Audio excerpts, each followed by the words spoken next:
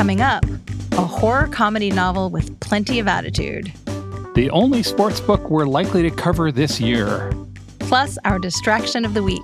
I'm Mel. I'm Dave. This is the Library of Lost Time. Today we've got something fun for you. We've got a guest coming in to talk about his distraction of the week. His name is Andrew, and he's the co-host of the excellent book podcast Overdue.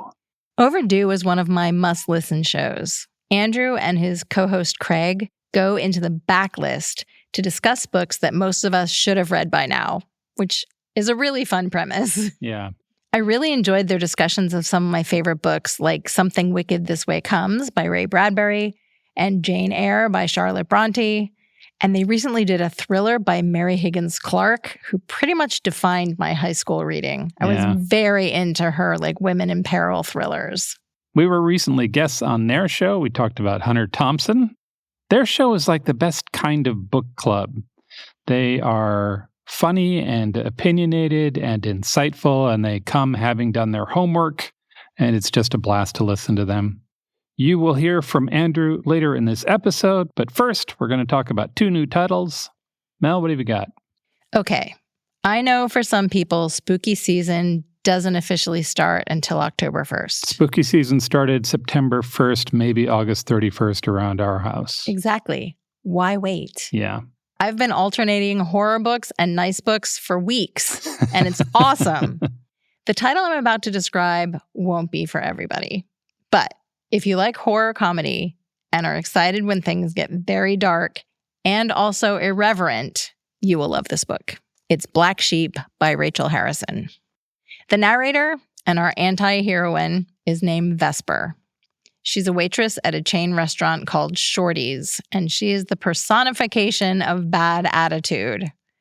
This is how she opens the book. As I stood singing the birthday song for the 5th time that evening, I realized I was wrong for not believing in hell. Hell was the birthday song. Hell was Shorty's. Hell was the green polo shirt, the whole stupid uniform. Hell was my life.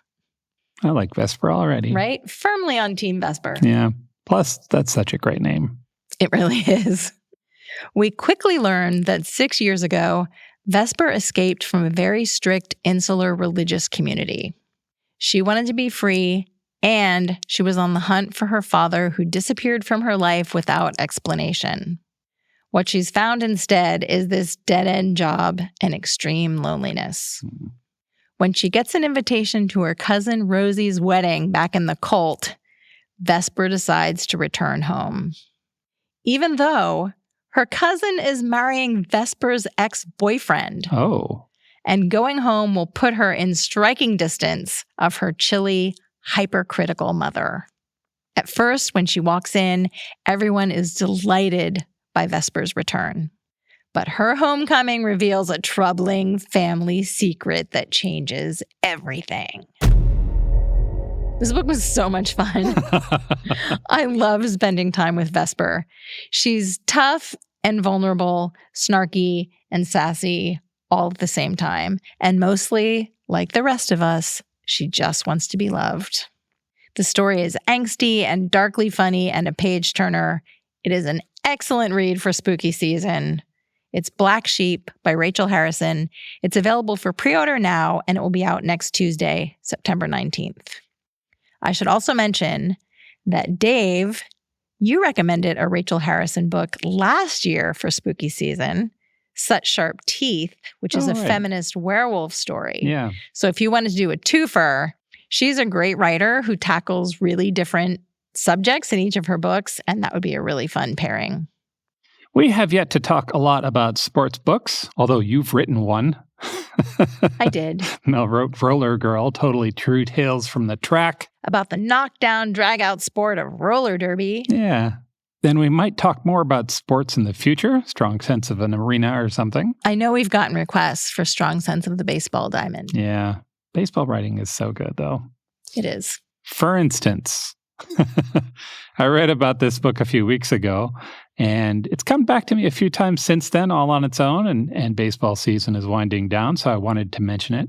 It's The Tao of the Backup Catcher, Playing Baseball for the Love of the Game by Tim Brown and Eric Kratz. Backup catchers have a particular spot in Major League Baseball. They are necessary a few times a week. The starting catcher may be injured. They could play the second game of a doubleheader. Mm-hmm. A pitcher needs to be warmed up. It's a very utilitarian spot, and the prospects for advancement are usually thin. As a player, you're in the major leagues, but you're at the end of the bench and the back of the bus, and you bat eighth. Aw. Yeah. The book argues that many guys could fill that role, so the guys who do get the nod for that position usually bring some intangibles. They know how to talk to a pitcher, maybe even a particular pitcher.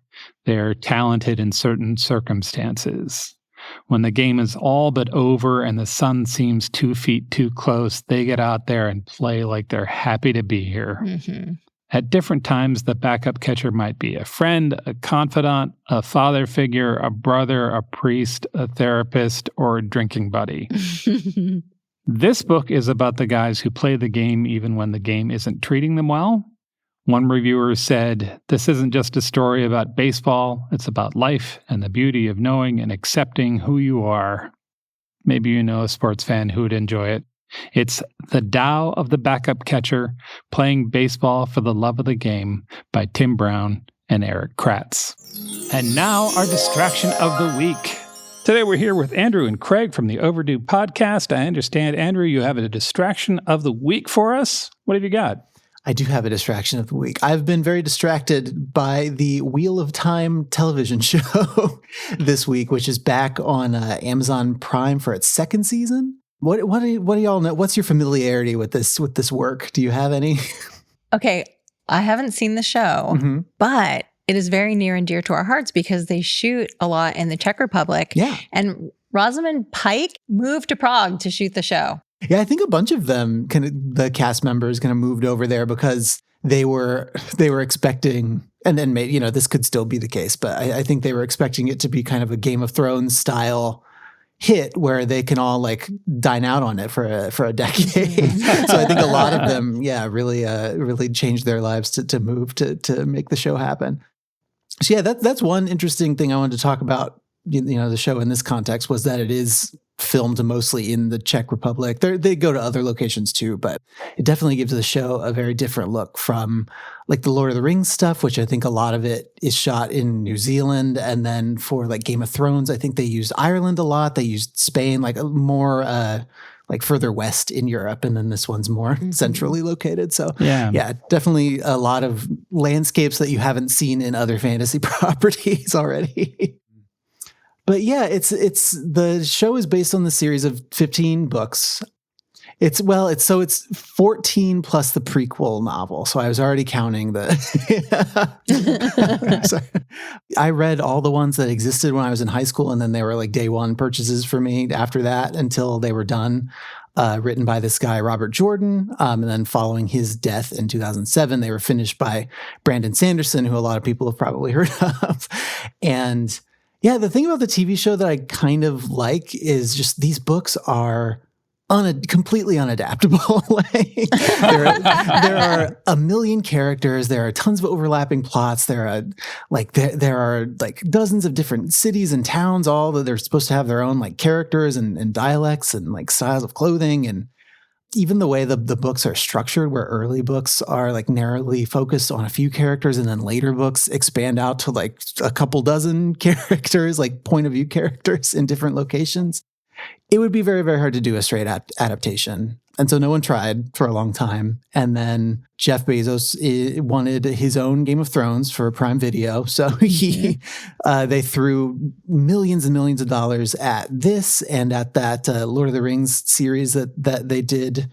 And, I wouldn't say that the result is like top tier fantasy television. Like it's not, especially the first season is like, it's really exposition heavy. It's limited in some ways, I think, by like COVID protocols, both in like the visual effects. Like I think a lot of the VFX artists were, working on a laptop at home and still getting used to that whole situation. Yeah. And it's also an 8-episode season, which is like, it's hard, it's not a lot of time to let a story breathe, but if you can accept that the adaptation is never going to have anything other than a cursory relationship with the book material, I think it's a really interesting study in how you read a giant story and then like pull out some threads and get rid of some other stuff and make some people composite characters and put something together that has the right vibes, even though I think people who are really faithful to the books don't like it that much because it's not a straight adaptation. So yeah, that is where I am. I love just like taking notes about the differences and talking about them with other people I know who've read the books. I've just had a lot of fun with it. So yeah. Where do you stand with the books now? Because you got them young, so it could be nostalgia. Do they hold up for you? I reread them a couple years ago because I read the first one for Overdue so we could talk about it. And there's a lot of gender stuff that's not like amazing, just in the very, not in a toxic sense, but in like women be like this and men be like this kind of way. That doesn't wear super well. And the middle books are all pretty saggy, like the world just got too big and it was too hard to keep the story moving at a decent clip.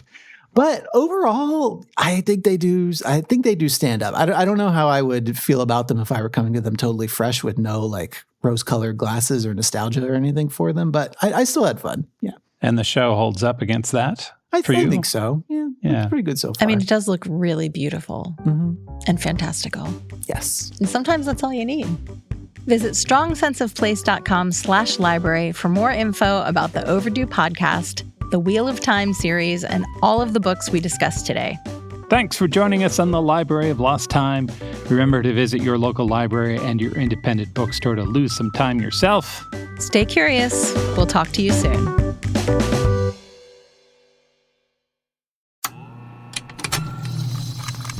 I don't have much time. I am being transported by the Ecclesiad vessel Markava to stand trial for heresy of the highest order. But I will not renounce my work, and to my last breath I will speak the truth of this plague-ridden world, that ours is not a loving God, and we are not its favored children. The Heresies of Red Elf Buntwine, Chapter 2, coming May 1st.